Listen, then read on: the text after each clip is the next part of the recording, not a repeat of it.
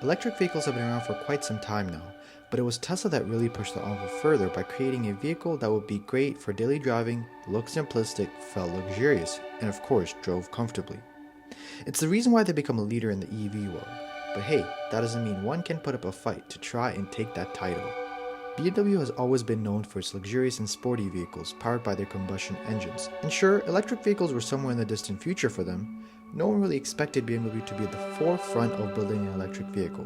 In 2018, BMW unveiled that vision iNext at the Paris Motor Auto Show, and then in 2020, that vehicle was put in full production named as the iX.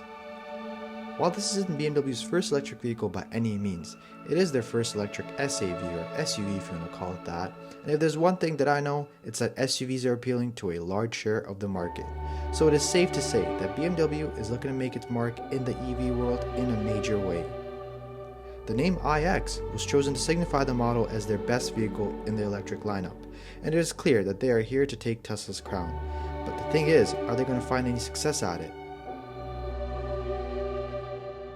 And so we've got the 2022 BMW iX in the flesh and its skin. And today we're going to be going over the exterior, the interior, and then going for a quick little drive. If you're new to the channel, my name is Rahul and I do car reviews on this channel. So if you like what you see and if you want to see more automotive reviews, be sure to subscribe to the channel. And also a huge shout out and a special thank you to Denver.Coutu at Parkview BMW for hooking me up with the BMW iX today. If you're in the Toronto or Greater Toronto area looking for a new or used BMW, make sure you go hit up Denver. I'll leave this information down below. The BMW iX will be offered in 3 different trims. You've got an xDrive 40, an xDrive 50, and then a M60, which will be the fastest iX offered, pushing just around 700 horsepower. For today's car, we've got the xDrive 50. So this pushes just around 516 horsepower with 2 electric motors as well as an all-wheel drive system. And also in terms of the range of the iX, BMW claims that it can go up to 521 kilometers, which is still pretty high, but it's not comparable to the Teslas, the Rivians, or the Lucids. And again, if you spec out different things, or depending on how you drive, that range will probably go down a little bit. And one final thing to take note of is that this car weighs over 5,000 pounds. So by no means it is a light electric vehicle, and considering that it's pretty bulky, it's not really much of a performance car, but we'll see that when we go for a drive. So we've got the BMW iX from the front, and this is really where the controversy starts and probably ends. The reason being that people have really hated on this kidney grille, and it's not just with the iX. People have hated on the M Sport models, the 4 Series models, and people just don't really enjoy it. I personally don't have an issue with it. The reason being is that it makes it very unique to BMW and BMW's design language. Also, moving on to the headlights here, we've got these brand new design. I love them. Narrow twin headlights with BMW LEDs. You can also get the laser light option as an optional feature, which is very nice. We've also got these aerodynamic features or aerodynamic vents here on the front. These are also optional to my knowledge, so if you don't like it, you don't have to get them. Although with the xDrive 50 option, I think these are mandatory and necessary. And a cool fact about the BMW kidney grille is that BMW claims that the material that they use for this is actually self-healing. So any minor scratches or dents that hit this can actually be healed overnight in about 24 hours in a temperature control room. From the side, the BMW iX does look very bulky and very boxy, and that's in part because BMW wants to be following this monolithic design language that they claim to be. Follows a very single mold shape. So essentially what they want the car to look like is that it was all created from a single mold, and that's what basically it does. It's not anything that BMW has done in the past because they're known for their aggressive sporty body lines, and this is the complete opposite of that if I'm being honest. And now looking at the car from the side here, the side rims, we've got these optional 22-inch rims finished in a black coating. Looks very, very nice. We've also got these blue brakes in the back. They complement the rims very nice as well. And one thing to take note of is that if you do get the 22 optional rims, you sacrifice on the range, so you obviously lose out a little bit because it's going to take a little bit more of the power. So the iX comes standard with 20-inch rims, and that's how you can maximize on your range. And now looking at the trim here, we've got this bronze trim finish that actually goes around the car as well as the inside. It looks very, very nice, especially with this black sapphire metallic paint. So if you were to spec out an iX, I would definitely recommend this combo here because it looks really fantastic. And then we've got these side mirrors here with the cameras for the 360 vision package system, as well as the turning indicator signals here. And then for the door handles, again, all in part BMW's new design language. BMW actually hid the door handles, so they're all flushed. So to open the door, you just stick your hand here and it opens right up and then you get into your car. And then from the back and the front, we've actually got frameless doors here. So this is the first of its kind on any BMW SUV. Again, looks very nice. I think kind of adds to the sportiness of the entire car. And we've also got this iX branding here, the iX logo, which is very nice, reminding other drivers that you are driving an iX. From the rear of the iX, we've got a pretty simplistic design again, and that same design language from the front carries over to the back. So we've got these narrow twin taillights, which look very nice. We'll put a clip of how they look when they're illuminated.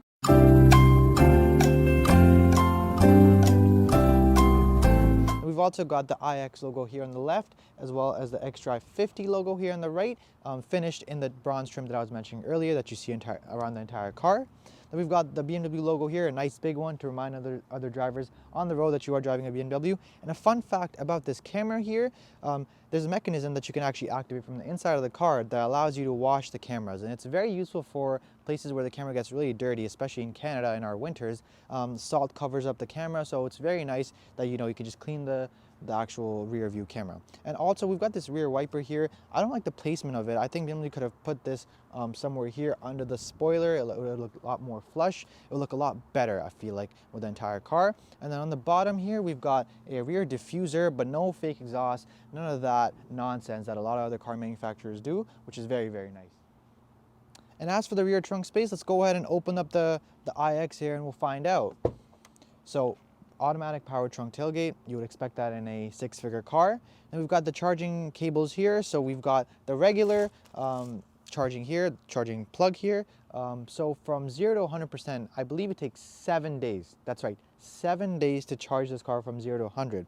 So definitely not the option for most people. And then you've got the level 2 charger here, which to my knowledge takes about 7 hours to go from 0 to 100. And then you can obviously use the level 3 fast charging systems, which takes about 40 minutes to go from 20 to 80%. And in terms of the rear cargo space, it's pretty average for a SUV or an SAV. Nothing too special. I think you could probably fit 2 large suitcases and that's about it. Again, if you want space, you're gonna have to go for the X7 or something a little bit bigger because this by no means focuses on the space in the cargo area. And we've also got these 2 little lamps that you might be wondering what they are. So as per regulations, there are reverse lamps and lights that go up with the trunk, and by regulations you cannot have that. So what BMW decided to do to stay with the regulations is put these lights here so they still follow compliance and stay with the regulation. And now with all the exterior features out of the way, I think it's time that we look at the inside of the iX because it is quite special. All right, so currently in the inside of the BMW iX, and I gotta say the interior is very modern, very futuristic, and just looks super, super cool. Starting off, as soon as you get into the car, you are greeted by these massive dual screens, dual curved screens actually. You've got an infotainment screen that is 14.9 inches as well as a gauge cluster that's 12.9 inches. Both very, very cool. We'll go over the actual new software in a moment here. On the left side, we've got your lock and unlock buttons as well as your open door feature. So what I mean by that is that to open the car doors in the iX, there's actually no handles, and then that's part of BMW's new design language. So you actually have to press the button, it pops open a little bit, and then you push it all the way for the rest of it. We've also got these crystal seat adjusters, which is very luxurious. It just screams luxury in my opinion. I think it's just fantastic. The same goes for the seat adjusting or the seat memory systems.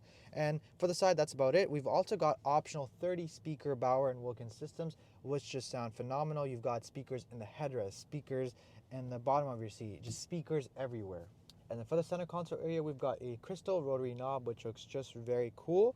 Very luxurious, I gotta say. And then we've got a wooden little area for some of the controls that the user, the driver might need. So you've got your media, telephone navigation, as well as your camera angle options, which is very nice. You've got your volume control knob, again, a crystal knob. Everything in this car, any controls or any knobs are crystal, which is just fantastic. You've also got the ability to adjust the height of the iX if you need it to go, if you need to be raised or lowered, you have that features as well. You can also control your mode. So this car actually comes with 3 different modes. You've got a personal mode, a sport mode, and an efficient mode.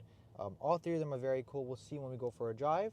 You've also got your start-stop button on the left, gear shifter. So the way the gear shifter works is that, again, you put your foot on the brake and you move into the gear that you want to go, but there's actually no parking brake or parking gear actually. So what I mean by that is that in order to put the car in park, you actually have to put your foot on the brake and then just press the parking brake. So it's like the electronic handbrake essentially. So you put that and then you're good to go. Or the alternative could be you put your foot on the brake, you open the door, and the car is automatically in park.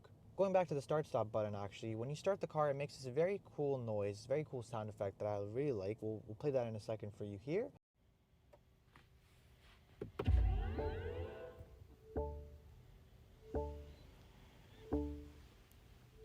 And underneath all of that, you've got a wireless charging mat, 2 USB-C ports, and 2 cup holders. In my opinion, the cup holders are placed in a very inconvenient way. You can't really access them unless you sort of branch over or lean over, which is kind of inconvenient if I'm being honest. And now we're going to have a look at the new iDrive 8 system, the new BMW software, which is going to be coming in BMWs going forward. And the iX was actually one of the first cars to get it, a launch pad really, if you want to call it that. So let's go ahead and look through some of the cool features. So first and foremost, the best feature, the most entertaining feature, I feel like, is the camera watching system too. In order to activate that, you go all the way down here, you press the parking tile, it comes on, you press more, and you can actually click this and the camera is clean, which is very nice. Overall, the interface of the iDrive 8 is very cool. It looks very customizable and just very easy to use. That's one thing I noticed for sure.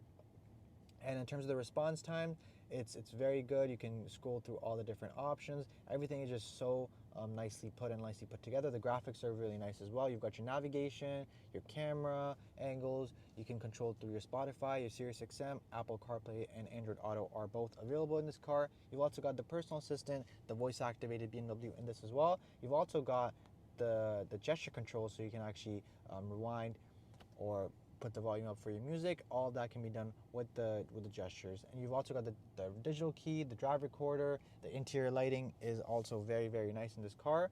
You can also control some of the things with the seat, so you can turn on the massage feature. You can also control a bunch of lumbar support and all the other features.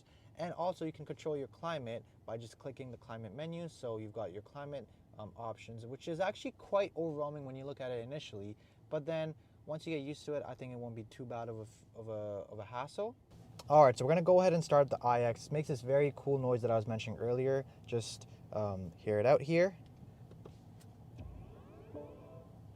And then you've got the gauge cluster that I was telling you about. This is quite customizable, and you can put up a bunch of different things into it. So if you press this button here, you can actually put your navigation, how many kilometers you've done, all that sorts of stuff. So I'm gonna put navigation here. You've got the map, which is very nice. I do wish it was a little bit more colorful. That would have been nice. You can also scroll through, how you want your actual gauge area to look. So, if you want to change the shape of it and you want your music in the middle, that's also possible.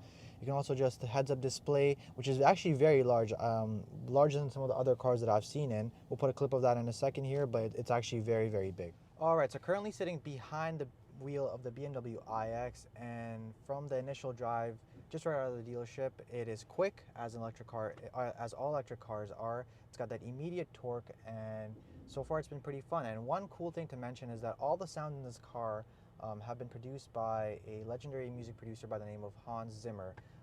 He is the man behind a lot of different movies in Hollywood, and the sounds in this car sound just as cool. So we're gonna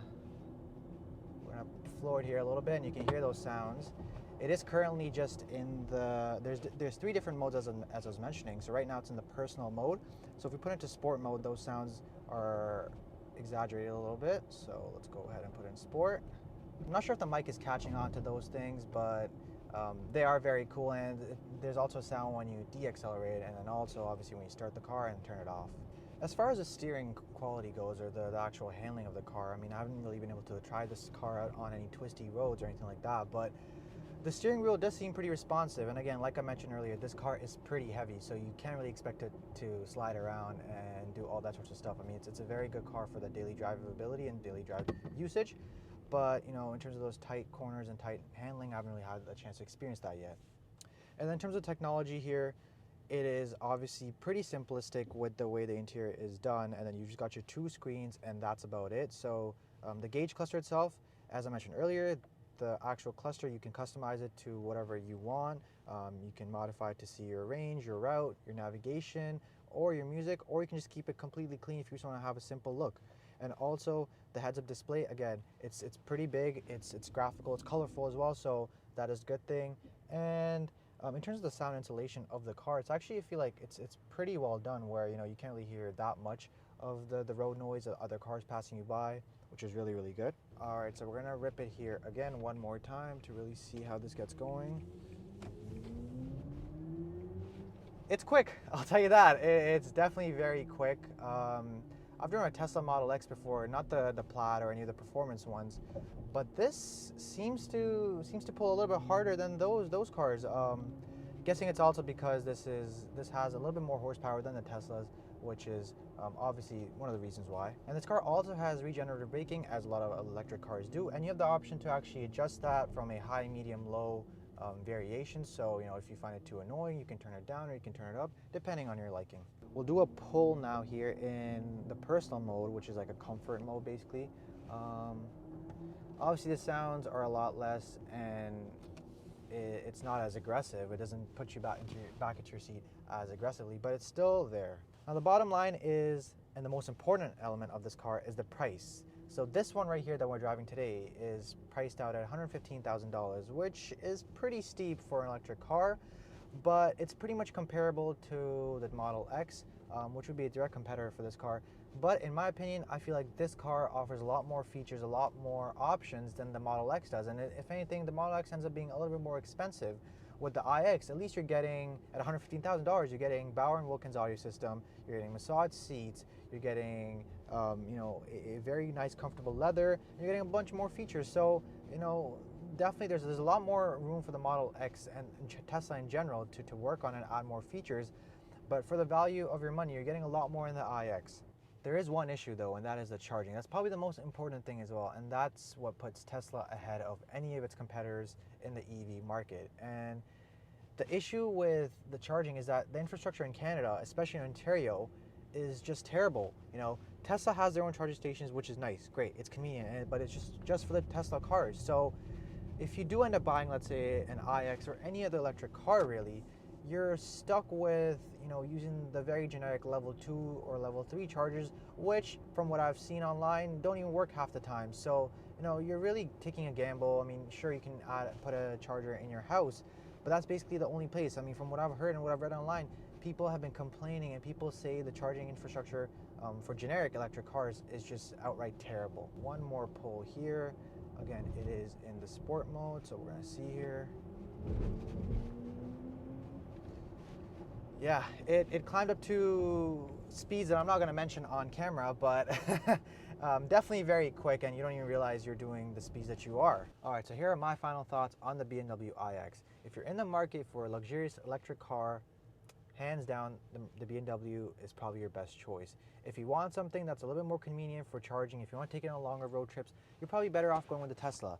But if you're ready to compromise on the charging element of things, you hands down will not be disappointed by the interior, the technology, and the driving of this car. And just like that, my review on the 2022 BMW iX comes to a conclusion. If you enjoy watching this video, be sure to hit the like button, and of course, there's more car reviews on the way, so make sure you subscribe to the channel. And besides that, I'll see you guys next time with a brand new video. Take care.